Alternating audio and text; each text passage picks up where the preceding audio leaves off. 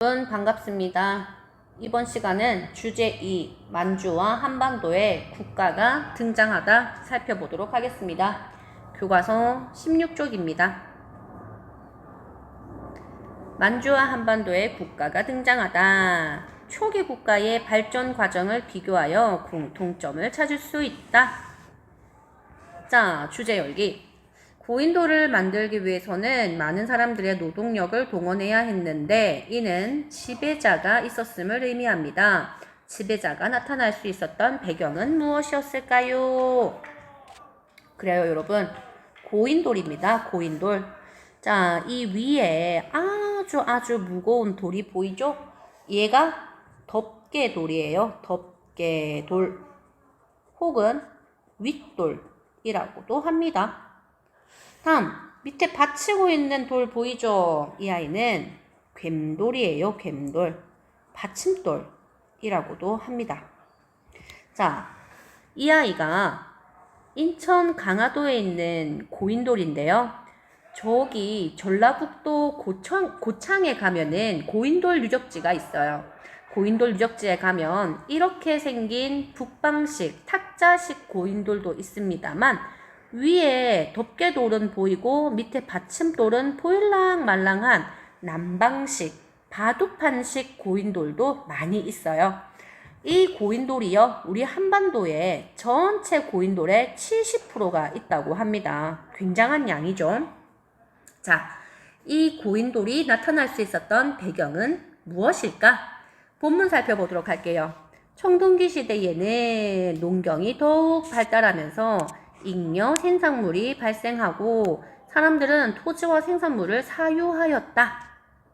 그 결과 평등했던 공동체 사회가 무너지고 계급이 등장합니다.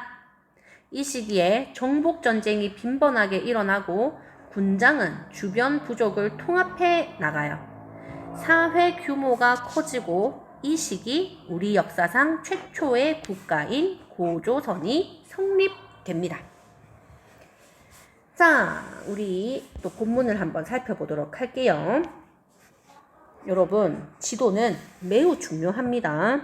우리는 여기 비파형 동검과 고인돌을 보는 순간 이 지도는 고조선을 뜻하는구나 라는 것을 아셔야 됩니다. 자, 고조선은 랴오닝 지방을 중심으로 성립됩니다. 랴오닝 지방이 어디죠? 여기. 이쪽 지방을 랴오닝 지방이라고 합니다. 자, 중국 연과 대립할 만큼 성장하였다. 연나라가 어떤 나라죠? 그래요.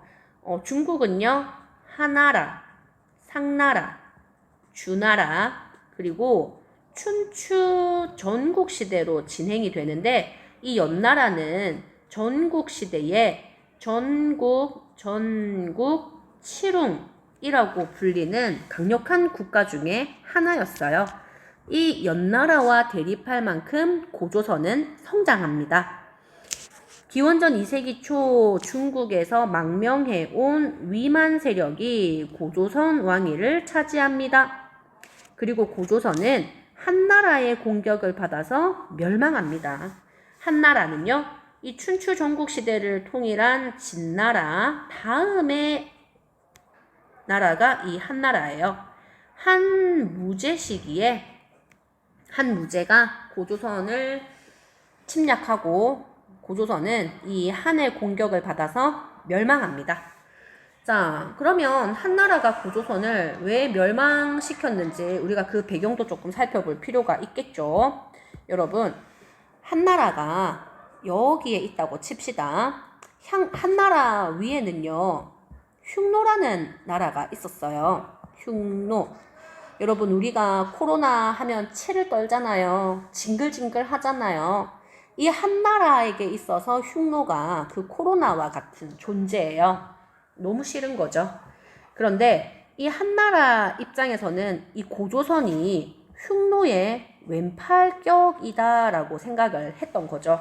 그래서 흉노와 고조선이 힘을 합쳐서 한나라를 침략하면 어떡하지? 하고 늘 한나라는 전전긍긍했어요. 그래서 한나라가 고조선에게 얘기를 합니다. 야, 나 한나라야. 아우, 알아서 적당히 그래 눈치껏 행동해 하고 한나라가 고조선한테 얘기를 해요. 근데 고조선은 이 당시에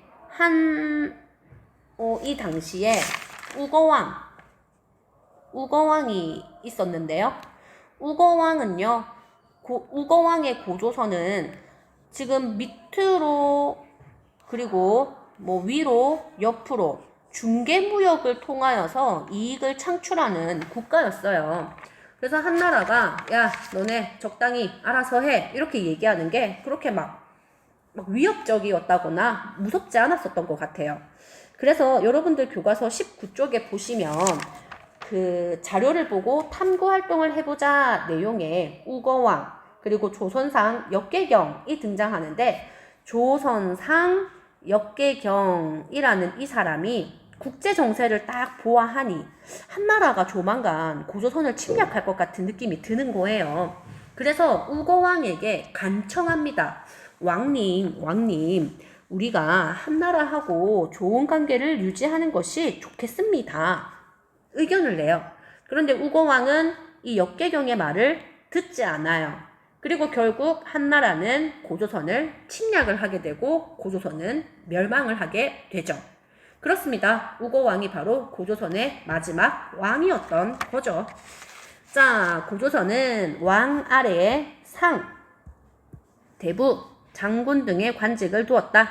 선생님이 아까 얘기했던 이 우거왕에게 간청을 했던 역계경이라는 사람이 바로 이 상이라는 관직입니다. 자, 특히 상은 독자적인 영역을 다스린 군장 세력으로 국가의 중대사를 왕과 논의하여 결정할 만큼 강력한 입장을 가지고 있었던 거죠.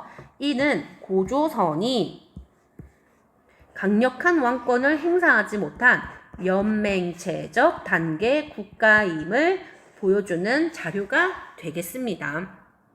고조선은 사회의 질서를 유지하기 위해 8조법을 두었습니다. 지금은 3개의 조항만이 따르고 있는데요. 사람을 죽인 자는 죽이고 남에게 상처를 입힌 자는 곡식으로 갚으며 도둑질하면 노비가 되어야 된다. 이것을 통해서 알 수 있는 고조선의 특징, 첫 번째, 사유재산을 가지고 있다. 여러분 맞아요. 저는 지금 학교에 있습니다. 그래요 여러분. 6교시가 끝났습니다. 자, 사유재산을 가지고 있었다라는 점.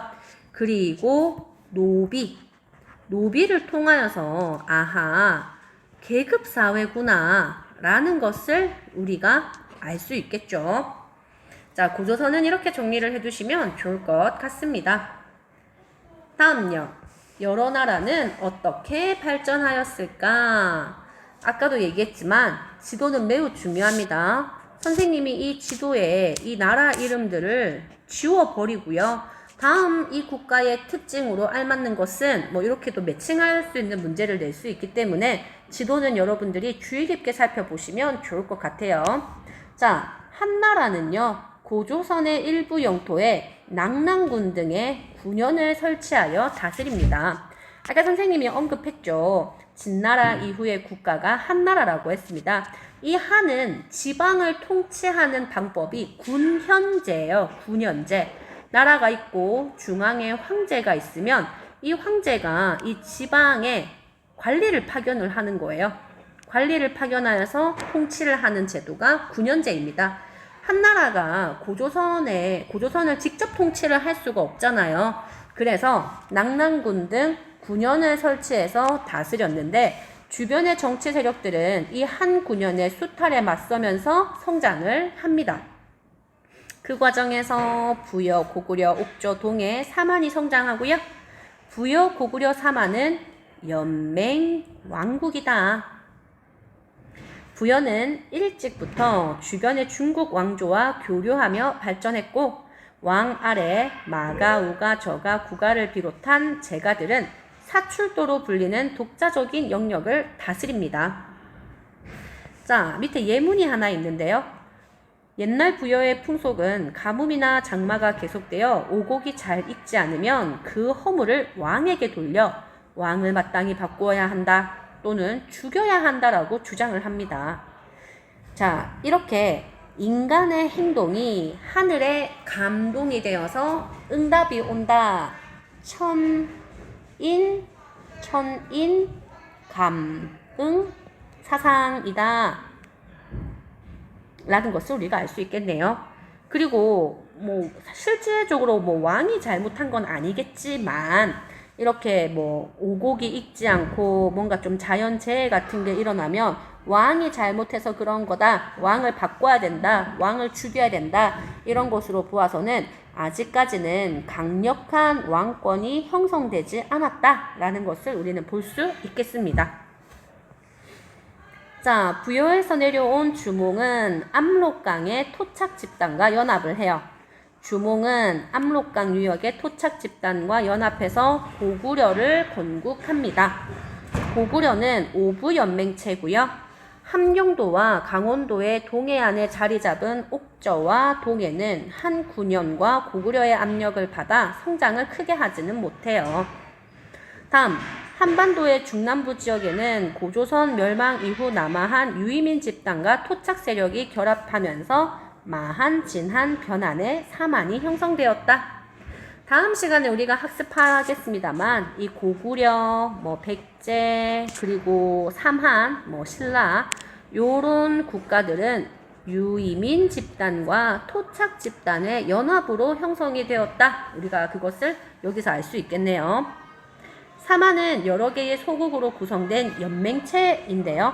그 중에서도 이 목지국이 마한의 가장 강력한 사만의 대표이다. 천군이 천신의 제사를 주관하여 소도라는 벼룹이 존재했다. 이걸 통해서 알 수 있는 사만의 정치, 재정, 분리사회다. 초기 삼국과 가야는 어떻게 성장하였을까? 고구려 백제 신라는 유이민 집단과 토착 세력의 연합으로 건국되었습니다. 그러다 보니까 당연히 초기에는 왕권이 약하여 여러 부족의 대표들이 국가 운영을 주도하겠죠. 각 부족의 대표는 왕과 함께 회의에 참석하여 국가의 중요한 일을 결정하였다. 오부연맹으로 구성된 고구려는 오부연맹 왕 아래에 대가들이 있습니다. 이 대가들은 별도로 사자, 조의, 선인 등의 관리를 두었고요. 대가들은 회의를 통해 국가의 중요한 일을 결정하였습니다. 이것을 제가회의. 다음, 고구려에서 내려온 온조 집단은 한강 하류의 토착 세력과 결합하여 백제를 건국하였다. 백제는 마한의 여러 소국 중 하나로 출발하지만 한강 유역을 기반으로 빠르게 성장합니다. 귀족들은 회의를 열어 국가의 중대사를 결정했으며 이는 이후 정사암 회의로 이어진다. 다음 신라는 박혁거세를 중심으로 육부가 연합하여 건설한 사로국에서 출발합니다. 초기에는 박, 석, 김 세 성씨가 교대로 왕위를 차지하지만 내물왕 이후에는 김씨가 왕위를 독점, 픽스하죠. 다음, 신라는 화백회의에서 국가의 중요한 일을 결정한다. 가야는 낙동강 하류 변한 지역에서 성장하였고요. 비옥한 토지를 바탕으로 농업이 크게 발달하고 풍부한 철광석을 이용해서 다양한 철기를 활발하게 생산합니다. 이후 가야는 낙랑군과 외를 연결하는 중개무역을 통해서 발전하고요. 신라, 백제와 경쟁하며 성장합니다. 여러분, 여기 옆에 보면 그림이 있습니다. 여기 보이는 그림은 산성하 고분군이라고 해서 중국 지린성이에요. 중국 지린성에 위치한 고분군인데요. 고구려는 초기에 돌을 정밀하게 쌓아 올린 돌무지 무덤을 만들었다. 땅이 있으며 그 위에 시체를 이렇게 안치하고 위에 돌들을 얹은 것을 돌무지 무덤이라고 합니다. 자, 밑에는 서울 속촌동 고분인데요. 초기에 계단식 돌무지 무덤을 만들었다. 자, 이 돌무지 무덤을 이렇게 정교하게 계단 형식으로 만든 걸 계단식 돌무지 무덤이라고 합니다. 자, 눈치채셨겠지만 백제의 건국 세력이 고구려와 같은 계통임이 이 무덤 양식을 통해서 알 수 있다라는 내용이에요. 밑에는 철해왕국 가야이고요. 초기에 금간가야 그리고 후기에는 대가야가 이 가야 연맹의 맹주가 되었다 내용입니다. 여기 약간 개뼈다귀처럼 생긴 이 아이가요, 덩이새가 당시에 화폐 역할로 한 것으로 우리는 추정하고 있습니다. 자, 이렇게 교과서 내용은 살펴봤고요. 다음 장에 보시면 정리하고 역량 키우기가 있습니다. 우리 한번 풀어보도록 할게요. 자, 랴오닝 지방. 중국 연나라와 대립할 정도로 성장. 자, 어떤 나라죠? 고조선. 부여, 고구려, 사만 등 소국들이 모여서 대표로 왕을 선출하는 연맹 왕국. 다음 화백회의 보는 순간 우리는 신라인 걸 알 수가 있겠죠. 자, 다음요. 기읍, 리을에 들어갈 국가를 써보자. 팔조법, 상, 대부, 장군을 보는 순간 아하, 고조선. 마가, 우가, 구가, 저가. 그래요. 가축의 이름을 관직명으로 하고 있는 기역은 부여죠. 다음 천군과 소도를 통하여서 이 나라는 재정이 분리가 되었다는 것을 알 수 있습니다. 어디죠? 삼한. 다음 주몽 보는 순간 고구려. 온조 보는 순간 백제지요. 백제. 이렇게 국가명을 정리하시면 되겠습니다. 한번 다음 자료를 보고 탐구 활동을 해보자. 여러분, 이런 유형의 문제가 매우 중요하죠. 선생님이 굉장히 좋아하는 서술형식 문제이기도 하지만 우리가 앞으로 한국사 시험뿐만 아니라 한국사 능력 검정 시험 같은 것을 보게 되면 이런 유형의 문제가 잘 나와요. 교과서에서 나오지 않는 예문들을 통해서 이게 어떤 나라이지? 그 나라를 추리하고 이 예문을 통하여서 그래서 이 나라가 이런 특징을 가졌어 라는 것을 우리가 말할 수 있어야겠습니다. 자, 우거왕이 나오네요. 선생님이 아까 전에 16조 최초의 국가 고조선을 설명하면서 우거왕에 대해서 잠깐 설명을 했습니다. 자, 우거왕이 아직 격파되기 이전에 조선상 역계경이 가나였다. 뭐라고 가나였죠? 한나라의 동향이 심상치 않다. 곧 쳐들어올 것 같다. 그러니까 우리가 좀 한나라를 받아들여야 된다. 뭐 그런 이야기를 했었습니다. 그런데 우거가 듣지 않았어요. 그리고 역계경은 동쪽의 진국으로 갑니다. 그런데 혼자 가지 않아요. 백성으로 따라가 옮긴 자가 2,000명이 아니라 2,000여호예요. 가구호. 2,000여 가구가 이 역계경을 따라서 동쪽에 있는 진국으로 이동을 하고 있습니다. 자, 우거왕, 조선상, 역계경. 이걸 통해서 알 수 있는 가의 국가는 고조선이다. 다음 모든 대가들은 별도로 사자조의 선인을 두었다. 어디죠? 나는 고구려죠. 자, 여러분. 이런 기역과 니은을 통해서 알 수 있는 초기 국가의 특징. 초기 국가에서는 부족장. 이런 아까 우리가 살펴봤던 조선상 역계경도 부족장이고 이런 대가들도 부족장이잖아요. 부족장들의 독자적인 성격이 강했다는 것을 알 수 있습니다. 자, 교과서는 여기까지 살펴보도록 하고요. 그러면 이번에는 학습지 풀이를 하도록 하겠습니다. 자, 두 번째 학습지입니다. 최초의 국가 고조선은 어떤 나라였을까? 랴오닝 지방을 중심으로 성장. 중국에서 망명해온 누구? 위만. 위만이 왕위를 차지하고 한나라에 의해서 멸망합니다. 관제, 상, 대부, 장군 등이 있는데 그 중에 상은 독자적인 영역을 다스리는 군장 세력이었다. 이걸 통해서 알 수 있는 고조선은 연맹체적 단계였다.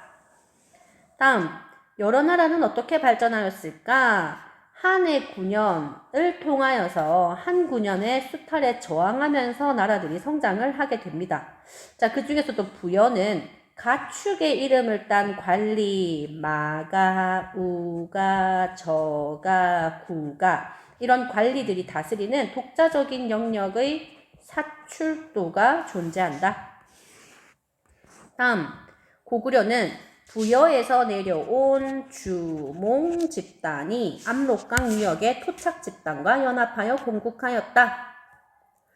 사마는 고조선이 멸망 후 남아한 유이민 집단과 토착 세력의 결합으로 마한, 진한, 변한이 형성되었고요. 천군이 천신의 제사를 주관하고 뭐라는 벼릅이 존재한다. 뭐예요? 소도죠, 소도. 소도라는 벼릅이 존재. 자, 초기 삼국과 가야는 어떻게 성장하였을까? 각 나라의 회의 이름 기억해야 되겠죠? 고구려는 제가회의, 백제는 정사암회의,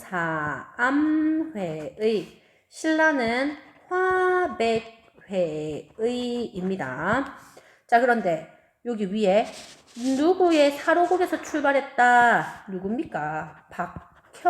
박혁거세죠. 박혁거세의 사로국에서 출발하였다. 밑에 정리하고 역량 키우기는 아까 우리가 살펴봤던 교과서 19쪽의 내용을 여기 안에다가 정리하시면 되겠습니다. 여러분 수고 많이 했습니다. 다음 시간은 주제 3번 삼국이 경쟁하고 남북국이 성립하다 살펴보도록 할게요. 안녕.